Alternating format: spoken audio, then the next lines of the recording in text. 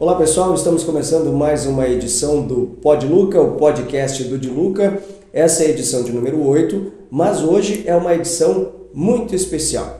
Estamos iniciando uma nova fase, a fase do Pod Luca Sem Fronteiras, que a gente vai fazer um bate-papo aí via internet com personalidades do estado e também do país. Vamos deixar de fazer aqui o nosso local? Não vamos de jeito nenhum, só estamos aí abrindo, expandindo fronteiras, vamos dizer assim, com o nosso Pod Luca para tentar ampliar aí o bate-papo, o despertar crítico, novas ideias, novas opiniões e diversificando também os nossos convidados. Mas sempre continuando, agradecendo muito aqui aos nossos patrocinadores que sempre estão conosco. Farmácias Associadas São Lucas, mais do que cuidar da sua saúde, você tem amigos. Tem descontos especiais, tem ofertas todo dia e o melhor atendimento. Siga lá no Instagram, que é o @far.saolucas. E conosco também Netpal Telecom, líder em telecomunicações, planos de internet com até 1 GB, TV aberta e telefonia fixa.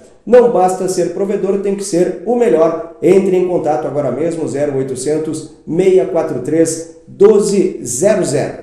E nesta edição de número 8 do Pod Luca, o podcast do Di Luca, nós estamos iniciando um Sem Fronteiras. Qual é a ideia do Sem Fronteiras? É expandir um pouco mais, é bater um papo com outras personalidades.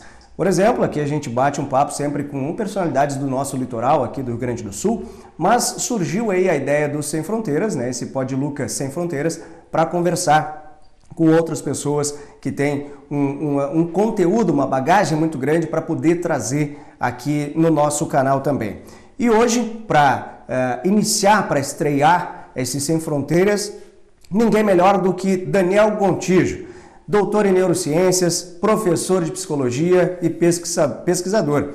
O Daniel, ele mantém aí o seu canal no YouTube com mais de 360 mil inscritos com foco na divulgação científica, reflexões sobre religião e pseudociências e também o IPA, que é o Instituto Ponto Azul, de cursos online com muita psicologia, ciências e filosofia. Daniel, seja muito bem-vindo ao Pod Luca, primeiramente. Mas muito obrigado mesmo por aceitar bater esse papo, que muito me honra, já participei contigo lá no teu canal, mas para mim é uma honra muito grande poder contar contigo nessa primeira edição aí, Sem Fronteiras, aqui Brasil afora. Que agradeço, Diego, bom demais, cara, foi massa nosso diálogo lá no canal, de certa forma tem um pouco a ver a sua trajetória, as suas reflexões que você levou para lá com a minha área de estudos, que é psicologia da religião, psicologia da crença de forma geral, porque eu trabalho também com a temática das pseudociências tão problemáticas. Então, felicidade estar por aqui para fazer essa retribuição da sua visita lá no canal para conversar um pouquinho sobre esses temas legais aí com você. Legal, muito obrigado. Daniel, eu vou te pedir, como a gente sempre faz, e também não é diferente contigo em outras participações aí, para tu fazer uma breve apresentação tua. E nessa apresentação eu já peço para tu conduzir o porquê da tua escolha profissional, a área da psicologia, como é que tu começou, e depois a gente já encaminha mais para essa parte aqui da divulgação científica e aonde também tem um impacto muito grande, especialmente em nível nacional, através da internet, Daniel. Legal, então eu faço divulgação científica de psicologia, principalmente com foco na psicologia da religião, na psicologia da crença. Como eu falei, eu falo bastante sobre pseudociências, estudo, pesquiso esses temas. Depois da minha graduação em psicologia, eu fiz a pós-graduação inteira, especialização, mestrado e doutorado em neurociências, mas só no doutorado que eu pude me concentrar no estudo da psicologia da religião, estudando especificamente a relação entre espiritualidade e saúde mental. Então, desde então, eu estou focado nas pesquisas na psicologia da religião, com um pouquinho de pseudociências também, de vez em quando, em algum trabalho ou outro que eu apresento no congresso, em todas as redes sociais, fazendo divulgação científica, e é um pouquinho por aí. Cara, é difícil dizer assim, por que eu fui para esse ramo, o que aconteceu, de onde veio o interesse. Eu acho que são múltiplos fatores, difícil simplificar, mas eu sempre, não sei se sempre, mas desde muito novo, ainda adolescente, eu já era bastante interessado nas grandes questões existenciais, tipo, quem somos nós, de onde viemos, para onde vamos. Tanto que eu pensei em fazer filosofia inicialmente, mas não tinha filosofia na minha cidade. A faculdade oferecia psicologia, que eu achei que tinha alguma conexão, porque eu também era muito interessado no comportamento humano, em experiências anômalas que a gente chama, tipo sonhos lúcidos, premonição. Será que existe alguma coisa mágica no mundo? Ou é tudo imaginação, confusão, mentira, falcatrua? Então eu tinha essas questões que, no final das contas, me motivaram a fazer essas escolhas, a entender até onde a ciência consegue ir para explicar quem somos nós, o que estamos fazendo aqui, por que temos experiências tão estranhas que frequentemente são interpretadas como provas do sobrenatural. Então, um pouquinho é isso que está no pano de fundo das minhas buscas, dos meus estudos. Além, é claro, de querer entender até que ponto essas experiências, a religiosidade, a espiritualidade, o ateísmo, se conectam com melhor ou pior saúde mental. Então, é basicamente isso. Perfeito.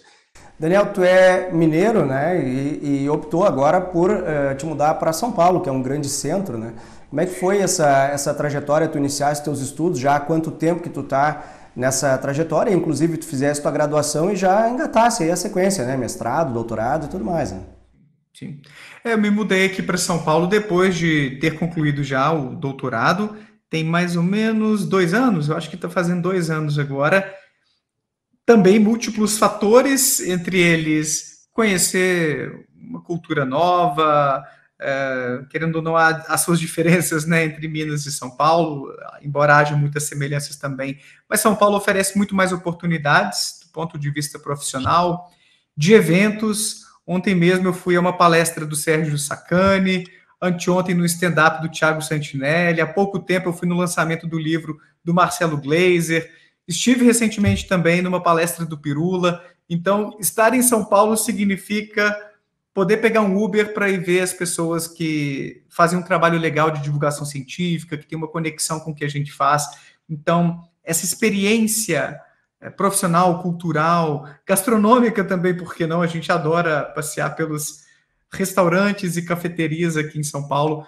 É um dos motivos. Então, do ponto de vista profissional, cultural, os podcasts que vira e mexe me convidam também para fazer alguma participação. Teve também um fator chato, que foi uma ameaça que eu recebi, uma ameaça de morte, e isso contribuiu mais da parte da minha esposa, de ficar meio pensativa se a gente estava seguro lá, se não era hora de a gente variar o CEP. Então, assim, foi uma série de fatores e a gente está muito contente de morar aqui.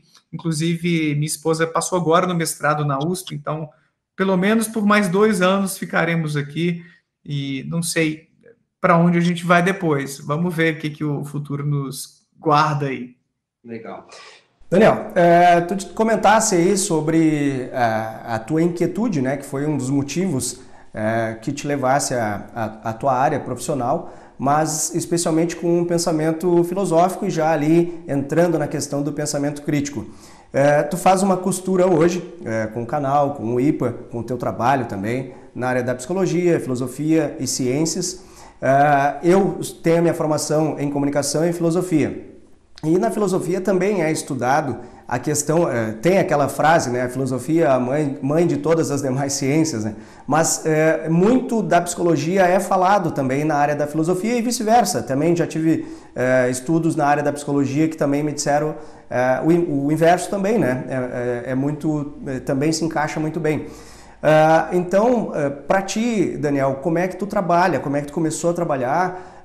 Imagino que tu até pode deixar mais claro, clinicando antes ou não, ou já direto na parte da pesquisa, para começar a trabalhar esse ponto de vista reflexivo. Porque a gente vem de uma cultura, e aí eu falo pelo ponto de vista filosófico, de raízes e tradições que, especialmente agora com a plena era da informática, da comunicação, vai se difundindo muito mais a comunicação com relação a dogmas, a paradigmas, entre outras coisas que fica mais fácil de, não vou dizer nem de falar, que eu acho que ainda está difícil, mas de levar essa comunicação mais longe. Mas quando a gente fala de quebrar paradigma, de implicar com dogmas, que inclusive tu falaste no teu canal, é um dos motivos que te levaram a ter a ameaça, né? mas dentro dessa parte te levou na parte da filosofia da religião, da filosofia da psicologia da religião. Como é que tu fizesse então essa costura, como é que foi o início e chegar a esse ponto que tu está hoje, que é um dos principais focos teu, né, trabalhar a psicologia da religião. E eu acredito que muito tem a ver com os prejuízos psicológicos pelos quais as pessoas passam, dentre tantas outras questões que envolvam isso, né? Quando eu falo sobre a psicologia da religião, o foco tem sido mais nos impactos do envolvimento religioso, ou pelo contrário, os impactos da descrença sobre a saúde mental. O recorte que eu costumo fazer é esse. Existem outros campos, outras linhas de pesquisa dentro da psicologia da religião, sobre as quais eu tenho interesse também, de vez em quando eu estudo um pouco, mas o meu foco tem sido na saúde mental. Porque, querendo ou não, a gente está preocupado se as pessoas fazem parte de um grupo de risco, se existem religiões mais perigosas do que outras, será que aquelas religiões mais fechadinhas, que alguns chamam de seitas, que tem um líder que muitas vezes tem um poder maior de controle sobre o comportamento dos membros, será que esse pessoal está se dando mal ali dentro? Será que é preciso crer em Deus para ter sentido na vida, para ter felicidade, para gerenciar o estresse, a depressão, ou nada disso interessa, nada disso importa? Então, vindo do contexto clínico, com esse tipo de interesse, de preocupação, eu acabei desaguando nessa linha de pesquisa para saber até que ponto o envolvimento religioso impacta a saúde mental. De forma geral, as pesquisas mostram que, inclusive, o impacto é positivo. Mais positivo do que negativo. Existem envolvimentos religiosos que são deletérios, que fazem mal à saúde mental, mas existem mais expressões benéficas do que maléficas da religiosidade, da espiritualidade. Por quê? Principalmente por conta dos benefícios de você participar de um grupo. Não é nem porque você tem fé em Deus, é mais porque você congrega, porque você tem pares com quem você compartilha valores, crenças, pessoas para te dar um suporte no momento da adversidade, das dores da vida, um líder para te dar uma orientação, um caminho, uma doutrina para você utilizar para interpretar o que está acontecendo na sua vida. Quem é você? Como você deve se comportar? O que fazer diante de uma turbulência, de uma situação adversa? Esse pertencimento social é o mais importante, aparentemente. Embora a visão de mundo, a cosmovisão oferecida pela religião, pareça também contribuir um pouco para quem é religioso gerenciar as suas crises. Agora, é interessante que tem saído alguns estudos sugerindo que ateus podem até ter alguns benefícios também, bem-estar, participando de grupos ou movimentos de ateus.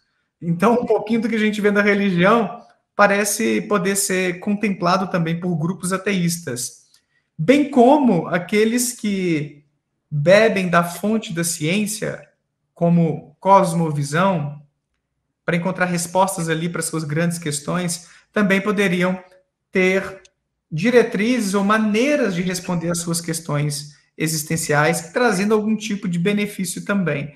Então, existem algumas evidências de que o envolvimento religioso tende a ser mais benéfico do que maléfico, mas não é um tipo de envolvimento que oferece benefícios exclusivos.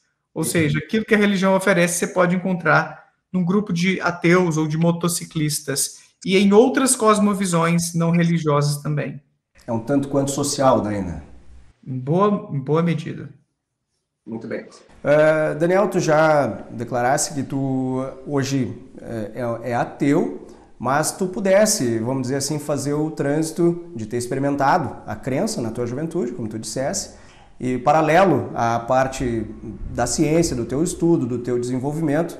Creio que essa tua experiência também, ela muito se torna na tua visão de hoje, de poder, inclusive, trabalhar a pesquisa em cima disso. Quando eu optei pela filosofia, tinha um professor de comunicação na área da filosofia, ele dizia que a sociedade, de um certo modo, ela está desesperada. As pessoas, muitas vezes, se encontram no desespero.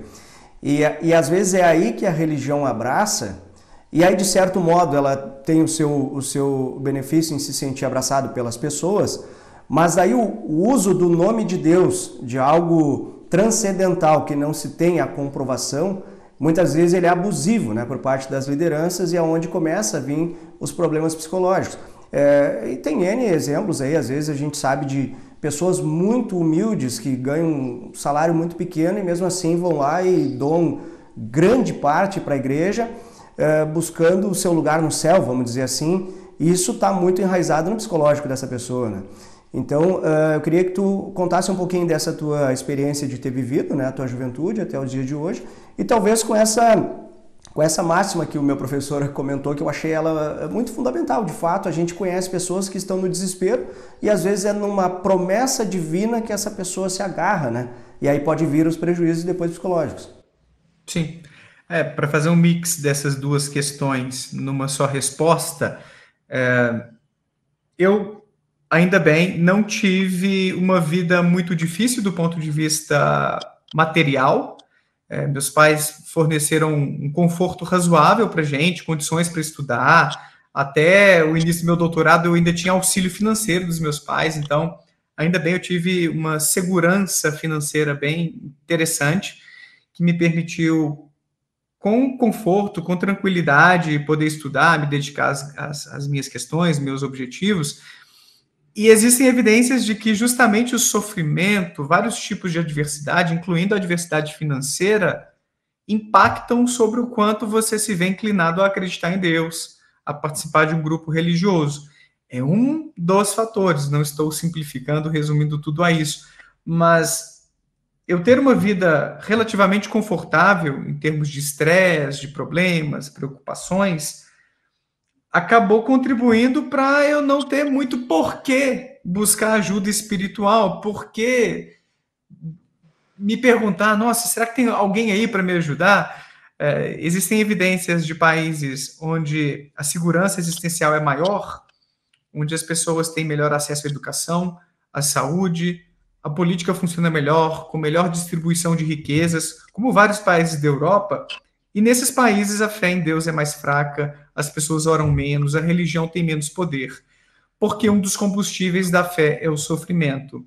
Então, parte da resposta porque eu me desconverti do catolicismo é essa.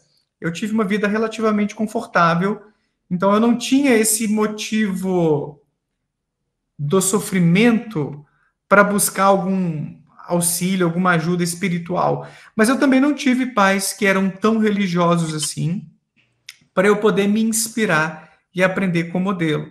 Eles eram católicos, são católicos, bem moderados, que vão de vez em quando à missa, nada demais, e a gente tem evidências também de que isso impacta no quanto os filhos acabam desenvolvendo a sua religiosidade, a sua espiritualidade. Esse é outro fator. Um terceiro fator importante, porque as pessoas se tornam descrentes e que se aplica a mim também em alguma medida, é que eu tive pessoas pensando diferentemente que me ofereceram perguntas, questões, provocações bem interessantes que me ajudaram a entender como as crenças religiosas não se sustentam muito do ponto de vista racional, científico, como são mal fundamentadas. Então, esse aspecto cognitivo do questionamento, de uma atitude cética, de senso crítico diante dessas questões, acabou contribuindo muito também para eu conseguir, isso aqui não está bem fundamentado não há provas, no final das contas, de que Deus existe, de que qualquer religião é um caminho para a verdade, e, na verdade, existem explicações científicas para muitas experiências que as pessoas atribuem ao sobrenatural. Então, pode ser que não exista nada disso e as pessoas estão se iludindo por aí. Então, os meus estudos em psicologia, o meu contato com pessoas que pensam diferentemente, a minha leitura de alguns filósofos também, isso tudo seria essa terceira via mais cognitiva para complementar a via motivacional ou do sofrimento e a via social de herança cultural para explicar por que eu me tornei ateu. E são as vias que estão mais bem estabelecidas cientificamente para a gente entender porque as pessoas são mais crentes ou menos crentes. Existem razões ou esses motivos mais emocionais ou do sofrimento, esses motivos mais sociais ou culturais de a gente herdar a fé, a espiritualidade das pessoas próximas a nós, e essa razão cognitiva, o quanto a gente está disposto a questionar, a analisar mais meticulosamente essas crenças religiosas. Eu trabalho na parte da filosofia, sempre uma linha do tempo, né? Que vem trazendo aí, a gente recebe essa carga muito forte lá, desde a antiguidade, vamos dizer assim, mas pegando aqui mais próximo de nós. Muitas vezes a gente tem contato com os bisavós, que naturalmente foram muito religiosos, os nossos avós, que passam para os nossos pais, até chegar nessa nossa geração que ela tenta dar, não sei se dá um contorno diferente, mas não de um passado não tão distante, que vem essa questão religiosa. E muitas pessoas, elas têm um aprisionamento, e esse aprisionamento muitas vezes é em cima do pecado, né, do inferno, coisas nesse sentido. E a gente vê que às vezes pessoas passam a questionar, a se questionar, mas tem medo de levar um pouco além isso, justamente porque está enraizado na sua mente, né? Será que eu fazendo esse tipo de questionamento eu vou acabar de fato indo para o inferno e coisas nesse sentido, que é uma prática muito normal das religiões e das lideranças, né? Do ponto de vista da psicologia, Daniel, o quanto isso impacta, ou enquanto ainda em nível de Brasil, isso é prejudicial, tem sido prejudicial, a ponto das pessoas estarem procurando a terapia, procurando um novo norte científico para que possa, não vou dizer se livrar da questão do sectarismo e tudo mais, mas às vezes para poder dar um novo sentido para a vida e daqui um pouco até poder caminhar paralelo à religião, né? Não necessariamente brigar ou algo nesse sentido, mas entender que às vezes alguém tá falando por ela, tá dizendo por ela o que ela tem que fazer ou deixar de fazer em nome, né, de um pecado ou de punições de Deus, do Deus bondoso e tudo mais, né? Como é que tu vê essa questão hoje em dia, Daniel? É um ponto interessante porque, apesar da tendência ser positiva, existem elementos em várias religiões que produzem sofrimento. E o quanto a pessoa enxerga em Deus uma figura autoritária, punitiva, vingativa, isso se associa com mais sofrimento, com menos bem-estar. Uma crença em Deus, em um Deus mais amoroso, mais protetor, se relaciona com melhor bem-estar. Então, dependendo do tipo de crença que as pessoas têm em Deus, isso pode afetar positiva ou negativamente a sua saúde mental. Esse controle que muitos líderes religiosos têm sobre a vida dos fiéis também pode ser pernicioso. Quando? Quando, diante de um problema de saúde, mental ou não, a interpretação que o líder fornece é contrária àquela recomendação da ciência. Então, em vez de você buscar um psicólogo para trabalhar, para tratar da sua depressão, você busca Jesus ou busca a igreja X ou Y para poder lidar com aquela sua depressão. Não é que a religiosidade não possa complementar ou ajudar um pouquinho as pessoas que têm alguma fé. Porque só de sair de casa e você ouvir uma música que te agrada, que te traz esperança, uma pregação otimista, se conectar com pessoas, fazer algum movimento social, isso já é algo que tende a ser benéfico para quem acredita. Você se movimentar, você ter essa ativação comportamental é legal durante a depressão, por exemplo. Mas quando você deixa de procurar ajuda médica, psicológica para trabalhar essas suas questões emocionais, isso passa a ser deletério, passa a ser problemático para a sua recuperação. Pode até ser realmente prejudicial à sua saúde mental. Não só demorar mais a resolver o problema, como agravar esse problema. Então, existem alguns estudos sugerindo esse tipo de coisa, que quando o discurso do líder religioso ou da religião é mais nós versus eles, a ciência não é legal, você não precisa disso, você só precisa de Deus, da Bíblia, de Jesus, da nossa igreja, da nossa oração, da nossa comunidade, o negócio pode dar ruim. Então, esse é um tipo de dado que a gente tem encontrado ultimamente para alertar como a religiosidade, embora possa fazer bem de forma geral, dependendo de como isso se manifesta na vida da pessoa, se tem esse choque com a ciência que está por trás de boas intervenções para cuidar da nossa saúde, o negócio pode dar ruim. É aquela história do depressão é falta de Deus, né? É uma frase muito, muito utilizada e fica cada vez mais enraizada na mente das pessoas, né? Exato, exato. Tem algumas frases aí, por exemplo, vindo para a parte da filosofia aí, a questão é, Galileu, separei algumas frases aqui. Galileu, a Bíblia diz como ir para o céu, mas não como o céu está. Então, o Galileu era alguém que era religioso, não se sabe até quanto, né, o quanto ele era, porque ele era muito da área da ciência. Ele foi um que optou por abrir mão para não ter a sua punição, ficou quietinho de canto lá, né, abriu mão da sua, não vou usar a palavra dignidade, mas optou por ouvir a igreja. Mas essa frase ela é muito forte. Se a Bíblia diz como ir para o céu, mas não diz como ele está, talvez é porque não se saiba de forma transcendente como que é esse céu, né? Ou Nietzsche, que eu acho que foi um dos que tu lesse, que tu citasse aí de alguns filósofos, não acho que é impossível nessa área do agnosticismo e do ateísmo não ter algumas marteladas do Nietzsche, né? Porque ele tinha a filosofia do martelo, né? O homem em seu orgulho criou Deus à sua imagem e semelhança.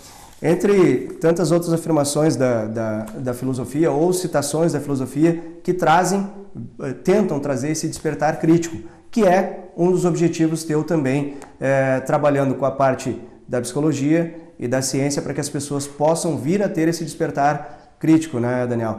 E muitas vezes, como tu já falasse, e eu acho que isso é muito importante, não é dizendo o que fazer, como fazer ou deixar de fazer, mas sim que a pessoa possa pensar por si com as ferramentas que estão dispostas para ela, né?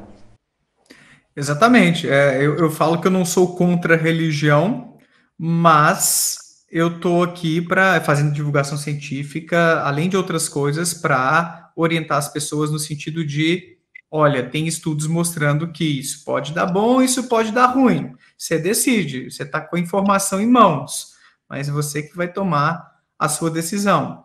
Então, é muito mais sobre informar para que as pessoas tomem consciência do que acontece e tomem boas decisões. Seja por meio do quadro Testemunho Cético, que é claro que existe um viés, são pessoas que saíram de uma religião para colocar o seu ponto de vista pessoal sobre como essas instituições funcionam, porque desgostaram de participar delas e estão hoje dissociadas, talvez até sem crença alguma. Mas a minha intenção é despertar esse senso crítico por meio dessas reflexões de dados de pesquisa e também mostrar que existem caminhos alternativos, porque muitas pessoas não conseguem entender como é viver, como é ver a vida sem esse prisma religioso. Se eu não tenho a crença em Deus, se eu não tenho uma religião, quem sou eu, no final das contas? Por que essas coisas acontecem com o mundo? Ou por que essas coisas estão acontecendo comigo? Para que eu vivo? Não vai ter um propósito? E eu vou morrer e acabou? Qual é que é?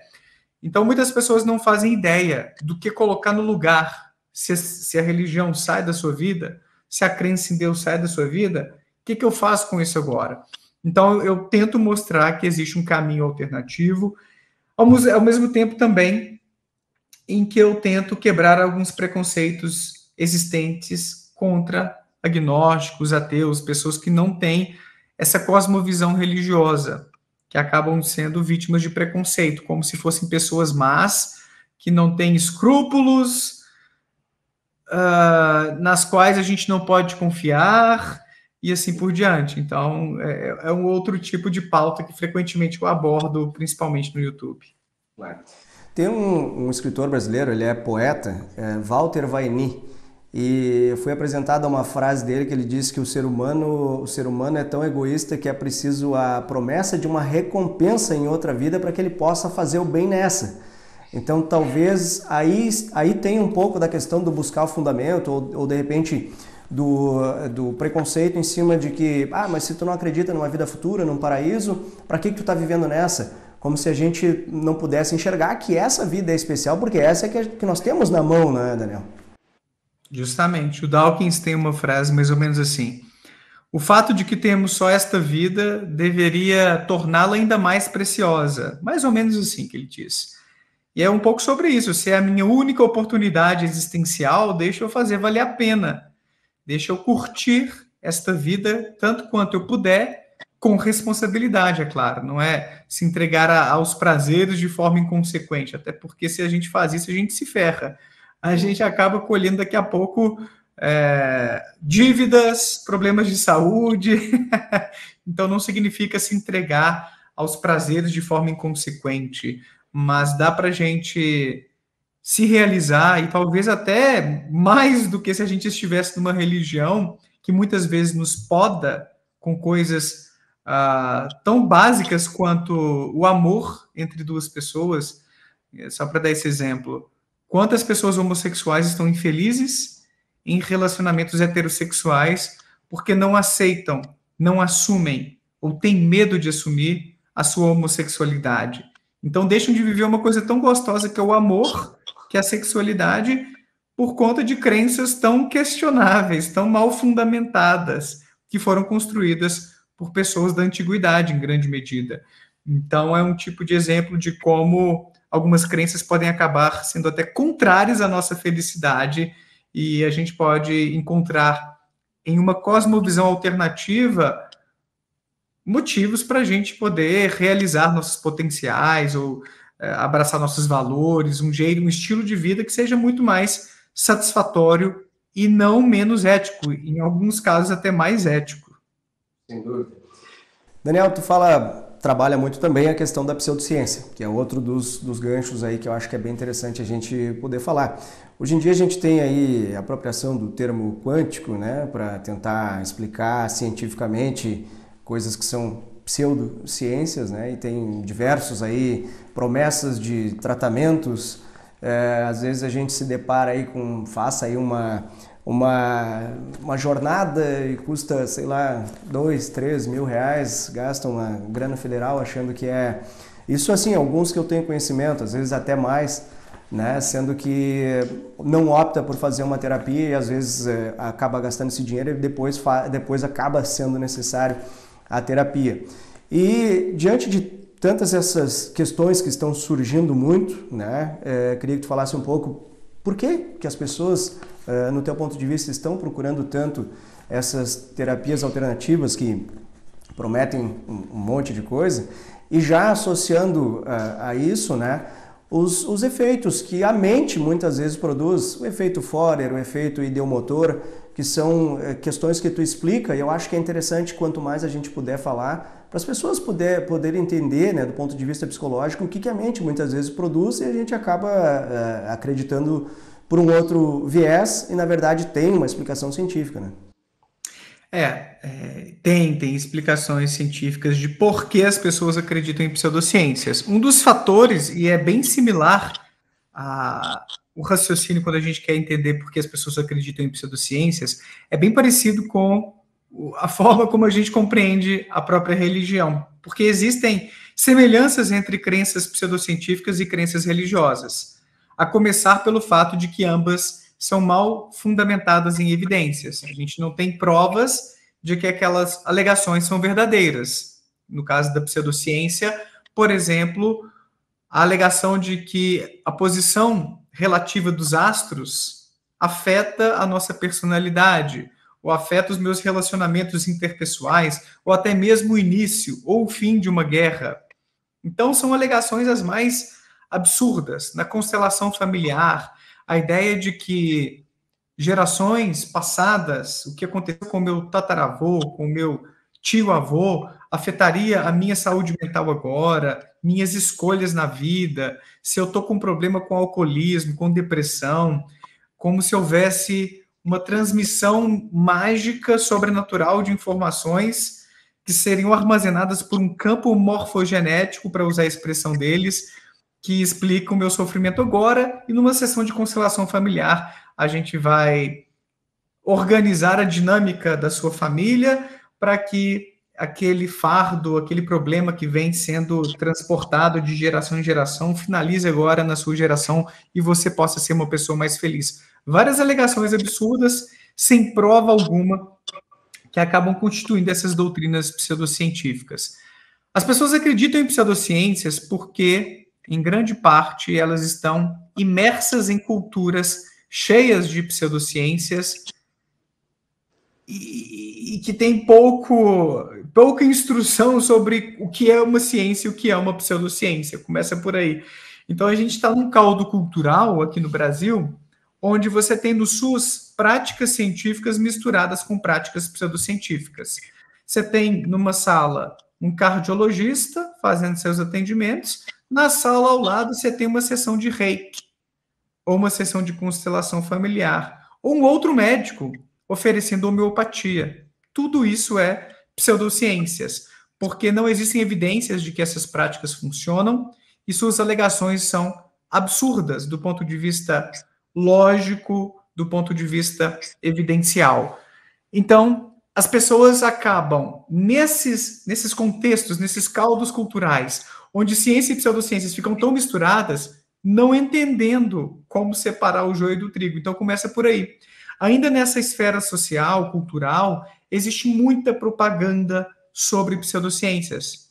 As pessoas, então, são bombardeadas com informações ou fake news sobre certos tratamentos revolucionários, com promessas milagrosas, que, aí entra um segundo fator, são muito poderosas para converter aquilo em uma contratação, né? Eu vou pagar aquele terapeuta no momento de sofrimento, de desespero. Então, quando você está mal, quando a sua vida está ruim, você está com algum tipo de sofrimento e ouve alguém dizendo de um novo tratamento revolucionário ou um tratamento milenar, porque isso veio do Oriente, você fica cheio de esperança e vai gastar tempo, energia e dinheiro naquilo. Então, essas pessoas são fisgadas por essas promessas, principalmente no momento do sofrimento. E tem um terceiro fator aí, que é mais cognitivo. As pessoas não são treinadas para avaliar um argumento. A falta daquele senso crítico despertado pela filosofia, despertado pela alfabetização científica, o conhecimento da ciência. As pessoas não sabem, muitas vezes, identificar falhas num argumento, num raciocínio, ou na própria forma de pensar, e, portanto, ficam mais vulneráveis a cair na lábia de charlatões ou de pessoas que podem até ser bem intencionadas, mas que estão te vendendo uma pseudociência. E aí vem as falácias, vem os vieses que você tinha brevemente mencionado antes. Cara, mas o meu tio tomou a cloroquina e melhorou de Covid. Como que não funciona? Olha a falácia aí. Você não pode, por uma mera correlação de um caso único, ou de alguns casos, chegar a uma conclusão tão... com tanta convicção, né, de um assunto tão complexo quanto a eficácia de um medicamento, porque, em primeiro lugar, correlação não significa causação, ele poderia ter melhorado por outros motivos, então existe essa falácia da ilusão de causalidade. Você precisa, então, fazer testes mais rigorosos para testar a eficácia de um medicamento. Então, se as pessoas não conhecem minimamente como medicamentos são testados, se elas não sabem que pessoas podem melhorar sem qualquer tipo de intervenção, se elas não conhecem esses conceitos mínimos, básicos do fazer científico, fica mais fácil você cair nesses argumentos, ou você mesmo elaborar esse tipo de argumento. Então, existem falácias que explicam por que as pessoas acreditam em pseudociências. É essa falta, para resumir, de uma atitude cética, ou desse senso crítico para poder pensar sobre alegações extraordinárias, que deveriam ser abraçadas apenas mediante evidências igualmente extraordinárias, ainda mais quando o assunto é saúde. Claro. Infelizmente, essa é a realidade. E aí, aí onde pode entrar, por exemplo, a questão do efeito Forer, né? A descrição genérica, que não é que não se usasse antigamente, e tu cita, por exemplo, o exemplo do neuromágico, né? Mas hoje em dia, com a internet, ficou muito mais fácil de propagar esses atendimentos, vamos dizer assim. Acho que até as formações são muito facilitadas, porque se cria uma formação, passa aquela formação para a pessoa até de uma forma, em algumas horas, e aí é onde entra o fisgar, né? Esse anzol, por exemplo, com o efeito Forer. Até queria que tu explicasse um pouquinho melhor.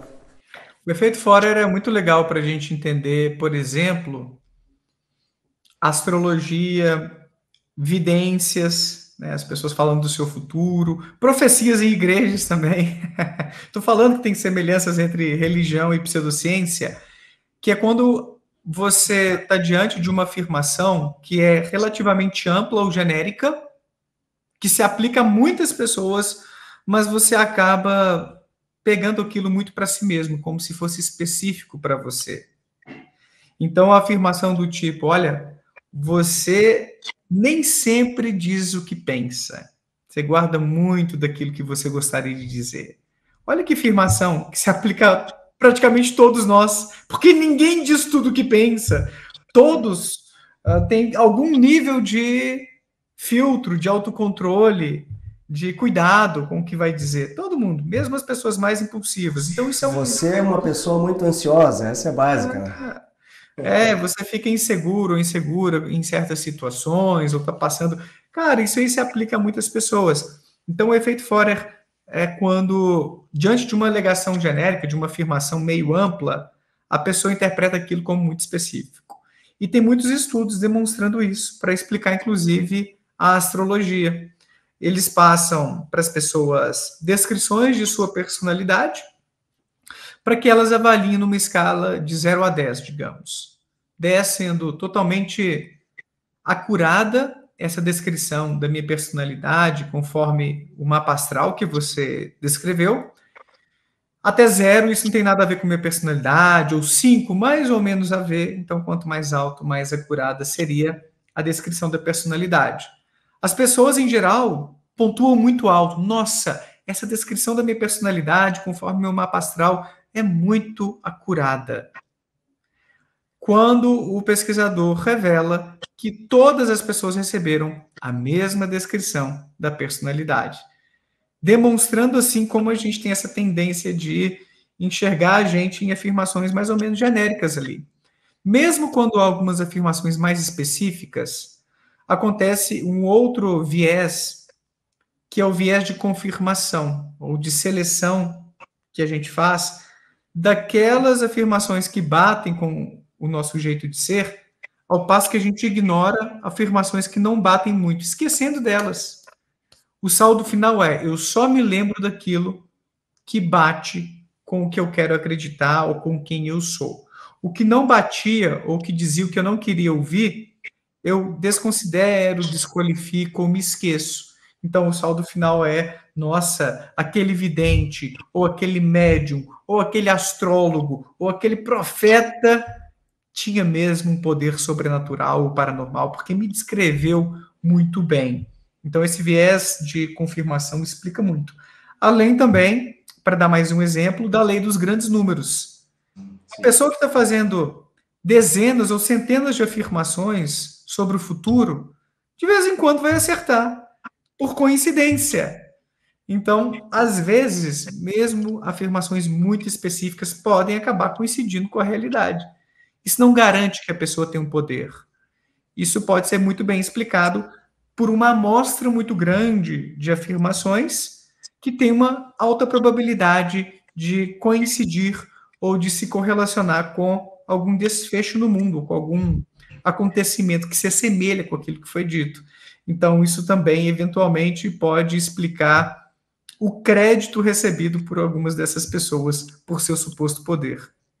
Aquela coisa da gente acreditar porque quer acreditar, né? Muitas vezes é aquela história, vou fazer a minha oração, uma oração, Deus me respondeu.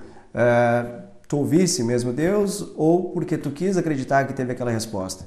Aí tu vai e divide essa profecia com outra pessoa, mas aí não aconteceu. Bom, mas aí é porque Deus não quis. E a pessoa não se dá conta, Deus não era o momento, né? Deus não quis nesse momento, tudo. E a pessoa não se dá conta que esse tipo, essas orações, elas são orações, daí que eu digo, são as colocações de palavras, elas são contraditórias. Ou até mesmo um tanto desnecessária, ou até um mundo que se desconhece, que é justamente fazer essas colocações de forma certa, ou uma coisa ou outra. Acreditar porque quer acreditar não traz resposta nenhuma, né? Exato. E tem um pouquinho também aí nisso que você falou, da ressignificação, que é muito utilizada essa estratégia, tanto por quem acredita, como por quem é um líder ou um profissional que trabalha com essas coisas, que são pseudociências, ou até mesmo dentro das religiões, que é reinterpretar aquilo que foi dito, que foi previsto, é ressignificar. Então, se eu digo assim, por exemplo, que, cara, eu tô vendo aqui, Diego, tá me chegando aqui, cara, do além, a imagem de praia. Você gosta de praia?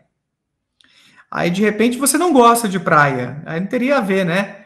Aí você anda meio cansado ultimamente, de repente você anda cansado. Ah, tá, então a imagem que eu tive de praia aqui simboliza a sua necessidade de descanso. Então a pessoa vai ressignificando, vai encontrando um jeito de encaixar aquele erro em um acerto.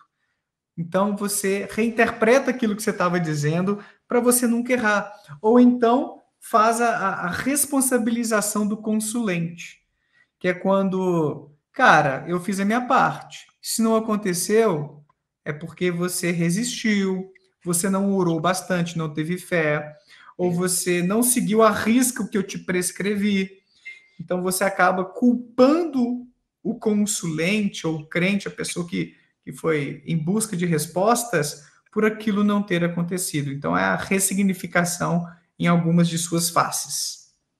Daniel, já encaminhando para o fim aqui, eu vejo, quando te fiz o convite, eu comentava o quanto eu ainda acho que está muito devagar, está engatinhando muito a questão da divulgação científica, porque a proporção é uma guerra, né, do que se tem justamente ao contrário.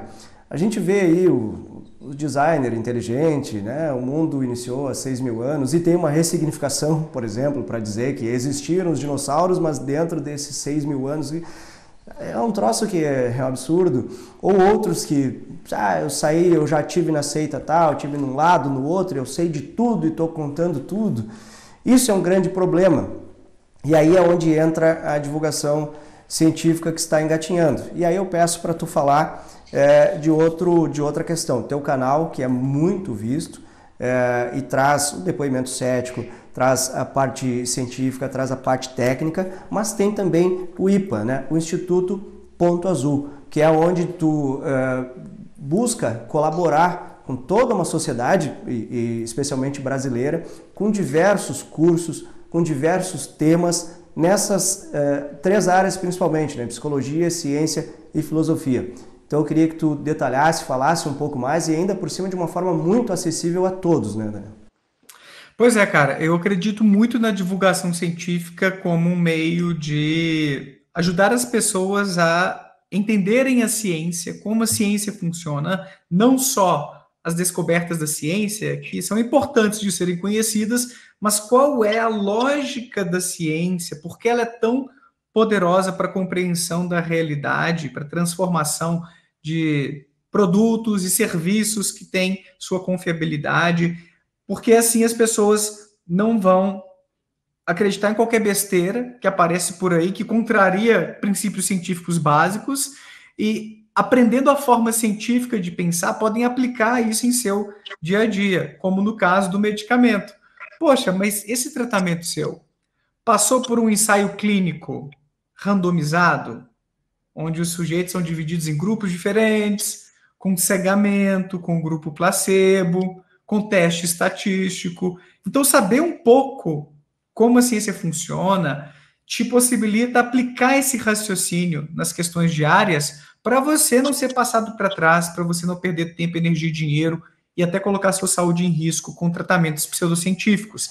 Tem estudos mostrando, inclusive, que pessoas que entram em contato com informações refutantes, que são problematizações acerca de certas práticas pseudocientíficas, quem entra em contato com isso fica mais imune a não acreditar nessas pseudagens. E como as pessoas entram em contato com isso? Em grande parte pela divulgação científica, seja em revistas, canais do YouTube, na televisão. Essa é a importância de cientistas e entusiastas, que não são necessariamente cientistas, mas que entendem de ciência, levar esse conhecimento, esse raciocínio crítico, a problematização das pseudociências para o grande público, para essas pessoas estarem mais preparadas para poder pensar criticamente, não cair em armadilhas por aí. Então, meu trabalho nas redes sociais em geral, no YouTube, no Instagram, no Facebook, no X, né, no X, que é o antigo Twitter, é muito nessa direção. Então, eu acredito muito no poder da divulgação científica para transformar a forma de pensar das pessoas. Então, eu faço isso por lá. E, para quem quer se aprofundar nisso, a gente tem o Instituto Ponto Azul. Temos agora uma formação em ciência e filosofia do Instituto Ponto Azul, que é basicamente uma estrutura que oferece cursos e clubes do livro online para quem quer aprender mais sobre filosofia, aprender mais sobre ciência, sobre temas importantes como a própria religião que a gente vem conversando. A gente tem um curso sobre pseudociências, um curso sobre a história da Bíblia, para dar um exemplo de um que o pessoal amou, para que as pessoas se tornem mais críticas, compreendam um pouquinho desses assuntos que são tão relevantes na sociedade, para terem mais autonomia na forma de pensar, para ter uma atitude mais cética, mais racional diante do mundo. Então, é um pouco esse o trabalho que eu tenho feito ultimamente, Diego. Que é o instituto.azul.com.br, é isso? Exato, instituto.azul.com.br. A gente tem também agora a formação em psicologia clínica para quem é psicólogo e estudante de psicologia. Então, aí a gente já está oferecendo essa formação específica. Então, quem está assistindo, se for da psicologia, a gente tem no instituto.azul.com.br/psi a nossa formação em psicologia clínica, com a mesma pegada do pensamento crítico, de fazer uma prática baseada em evidências, então algo bem balizado pela própria ciência. Porque, infelizmente, na psicologia existem muitas pseudociências, existe muita gente fazendo um serviço bem ruim. Excelente. Daniel, quase uma hora de bate-papo. Eu quero te agradecer muito pelo teu tempo. Se tivesse aí, como tu no início ali citasse aí, né, no eixo São Paulo, podendo estar em diversas encontros, né, e posso citar alguns podcasts fantásticos aqui, o do Wesley, do Lutz e tantos outros aí que tu tivesse. O do Wesley, fantástico, né? Que bate-papo, poder, com uma pessoa com também tamanha bagagem, né, poder trazer esse conhecimento para nós. E sei do teu tempo aí bastante corrido, mas para mim, como eu já disse, uma honra. Então, sou muito grato por tu ter concedido essa entrevista, esse bate-papo, estreando então o Pod Luca, que é o podcast do Di Luca, sem fronteiras, com esse objetivo então de também colaborar, levando divulgação científica, um pouquinho de filosofia, psicologia e o despertar do senso crítico nas pessoas. Muito obrigado, Daniel. Valeu, Diego. Sucesso aí para você, para o podcast. Tudo de bom aí. Precisando de mim, só me acionar, então. E parabéns pelo trabalho. Muito obrigado. Muito bem, vamos assim fechando então a edição de número 8 do Pod Luca, o podcast do Di Luca, mas essa é a primeira edição do Sem Fronteiras, que é um podcast que a gente bate um papo aí, estreando, né, nesta edição com o pessoal fora aqui da nossa região, mas falando em nível estadual e também em nível nacional. Hoje com o Daniel Gontijo, que o Daniel é doutor em neurociências, professor de psicologia e pesquisador, radicado em São Paulo. Tem um canal no YouTube com mais de 360 mil inscritos, com foco na divulgação científica e reflexões sobre religião e pseudociências. Muito legal esse bate-papo que tivemos com o Daniel. E claro, sempre agradecendo aí pessoal que nos acompanha, aos nossos patrocinadores, Farmácias Associadas São Lucas e também a NetPal. E, é claro, especialmente a você aí que é o nosso espectador, que acompanha o canal de Luca, o Pod Luca e também o Espaço Já Pensou Nisso. Então vem aí novas edições. Brigadão por poder contar com vocês. Até o próximo vídeo.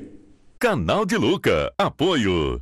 Farmácias Associadas São Lucas. Mais do que cuidar da sua saúde, aqui você tem amigos. Tem descontos especiais, ofertas todo dia e o melhor atendimento. Siga no Instagram, @far.saolucas e não perca as promoções, detona preço e oferta relâmpago a qualquer momento. Farmácias Associadas São Lucas, com 5 lojas para melhor lhe atender.